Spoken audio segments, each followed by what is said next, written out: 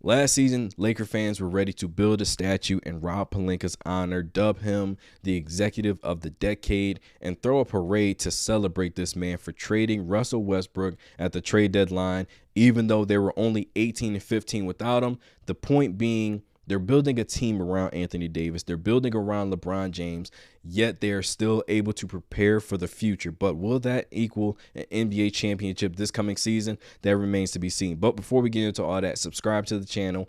Thank you for watching. Thank you for helping the channel grow, because if I'm not growing, I'm staying stagnant. And y'all know with this YouTube thing, sleep is the cousin of death. Let's run those numbers up, and I'm going to break this down in just a minute. He's heating up.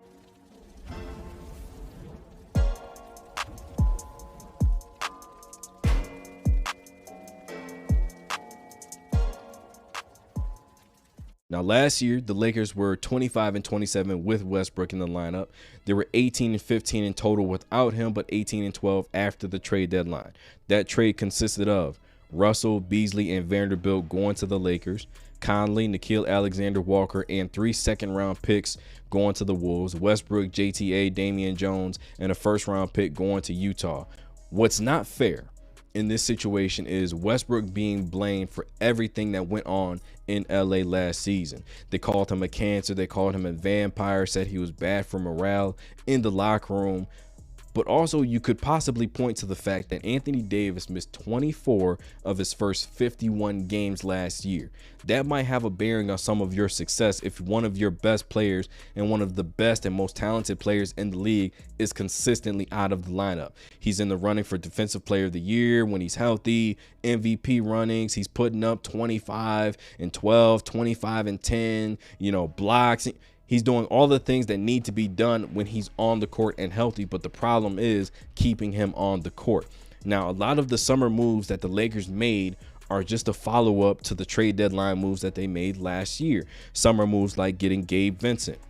In my opinion, he's a threat to take the starting role away from D'Angelo Russell. He can shoot the ball. He's poised. He's not afraid of the big moments. He can hit big shots, but he's always going to make the right basketball play. Taurean Prince, Cam Reddish, a guy that everybody's been waiting to have that breakout year. He has the utmost respect from a lot of his peers, but we're waiting for him to have that moment. You have Jackson Hayes. You're able to re-sign Austin Reeves, who's having a great offseason for Team USA. You re-sign Hachimura, who had a really good playoff run last year. Didn't expect him to shoot the ball as well as he did, but that's an added plus to his length, his athleticism, his mid-range game. Then you add in Christian Wood, signing him to a 2-year deal just yesterday.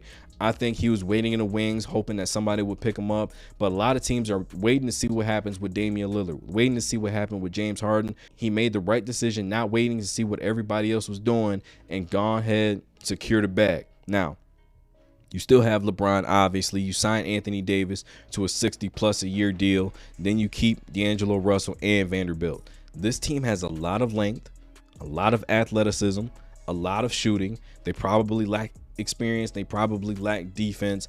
But guys like Cam Reddish and Hachimura, they're going to benefit from going up against LeBron James every single day in practice. Jackson Hayes, Christian Wood, they're going to benefit from going against Anthony Davis every day in practice.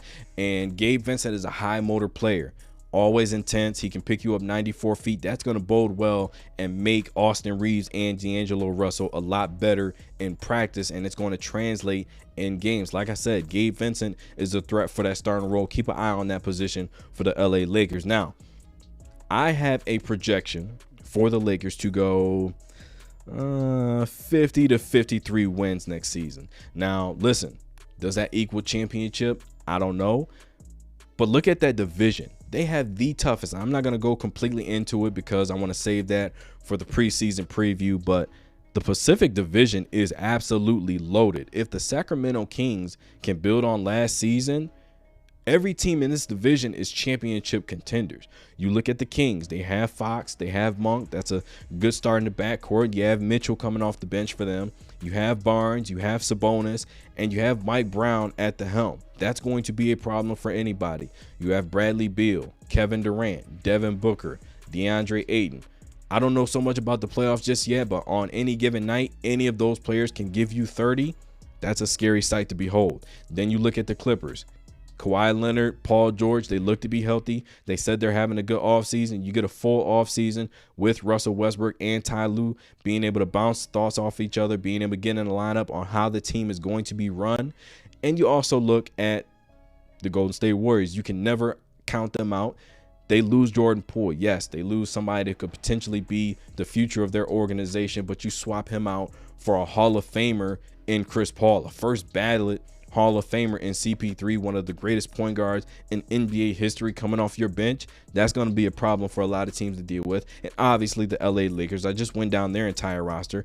But now you have a situation where they're going to be in practice competing at a higher level than they were before. The pieces were not there the way they are now. 2 years ago, what they should have did, they did it this offseason. You lose 13 of the 15 players to help you win an NBA championship. You're not going to be successful, and you're not going to be anywhere near the championship hunt like you want to be. Looking at the Lakers makeup right now, what is it going to look like when AD and LeBron are on the bench or not in the lineup? You still have Gabe Vincent. You have Cam Reddish, Reeves, Hachimura. Where are the points going to come from? Where's the leadership going to come from? Are they going to be able to run the show whether those two guys are in the lineup or not?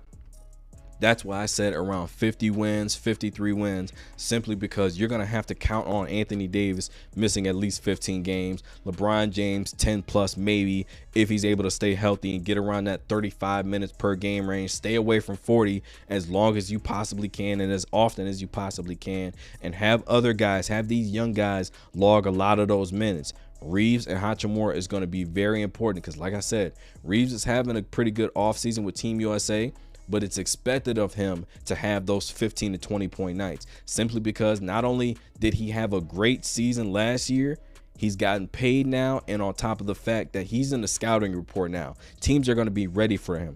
Teams are going to be game planning on how to take him out of the game, how to remove him from the equation. But let me know in the comments, do you think they have a chance to make a run for an NBA championship this coming season? The Denver Nuggets, in my opinion, are still the favorites. I like Golden State. I like everybody in this division. But let me know in the comments. Give this video a like, subscribe to the channel. That's one more for the good guys.